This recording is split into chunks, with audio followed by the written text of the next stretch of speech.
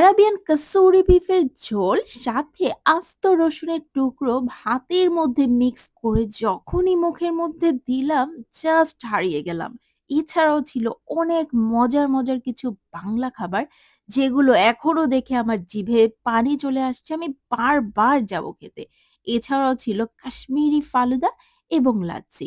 আর এতগুলো আইটেম খেয়ে এত কম বিল আসবে আমি ভাবতেই পারিনি। সো হ্যালো এভরিওয়ান, আসসালামু আলাইকুম। সেদিন চলে গিয়েছিলাম নিউ মার্কেটে কিছু শপিং করতে। দেন ঘুরতে আমার খুবই ক্ষুধা লেগে গিয়েছিল। কিন্তু আমি কোন ধরনের চাইনিজ ফুড খেতে চাচ্ছিলাম না। চাচ্ছিলাম একদম পিওর বাংলা খাবার খেতে যেটা আমার মন পেট দুটোই ভরে দিবে। সো আমি রিস্ক না নিয়ে আশেপাশের কাউকে জিজ্ঞেস করে নিলাম যে কোথায় যাওয়া যায়? ভাইয়া এখানে বাংলা খাবারের দোকান কোথায় যেখানে ভাত মাছ এগুলো ভালো পাওয়া যাবে? এটা আপু আপনি ইস্টামল লেকার একটু আগেই রান্না করে পাবেন। ভালো মানের খাবার ওখানে নাম কি বললেন? রান্নাঘর। ঠিক আছে ভাই, থ্যাংক ইউ। থ্যাংক ইউ আপু। দেন চলে গেলাম রান্নাঘর কাবাব অ্যান্ড রেস্টুরেন্টে, যেখানে বাংলা খাবারের পাশাপাশি বিভিন্ন ধরনের অ্যারাবিয়ান কাশ্মীরি ফুডও পাওয়া যায়। এছাড়াও আছে অনেক ধরনের কাবাব আইটেম। সো এটা ছিল ইস্টার্ন মল্লিকা শপিং মলের একটু আগে এবং ভেতরে ঢুকতেই দেখছি মানুষের অনেক ক্রাউড এবং নিট অ্যান্ড ক্লিন। দেখেই বুঝতে পারছিলাম কতটা হাইপ।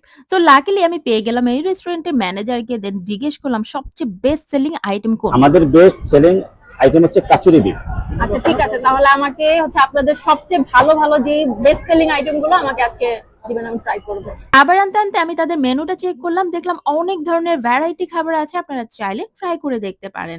এর মধ্যে আমার পছন্দের সকল খাবার চলে এসেছে। আমি জাস্ট ওয়েট করতে পারছিলাম না। কিন্তু আপনারা তো অলওয়েজ অনেস্ট রিভিউ চান। তো আজকে ভাবলাম আপনাদের একেবারে খেয়েই দেখাই। তো আমি নিয়েছিলাম কাসুরি বিফ, যেটা অ্যারাবিয়ান স্টাইলে রান্না করা ছিল এবং সাথে বড় আস্ত রসুন এবং পটেটো ছিল। এছাড়াও আমি নিয়েছিলাম মাটন রেজালা, চিকেন রেজালা, চিংড়ি ভুনা এবং সাথে ছিল মজাদার কোয়েলের ঝাল ফ্রাই, পাবদা মাছ, ছোট মাছ এবং কালা ভুনা।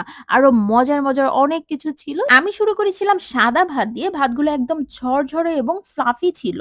গরম ধোয়া ওঠা ভাত আর কাসুরি বিফ দিয়ে খেতে যে কি মজা লাগছিল।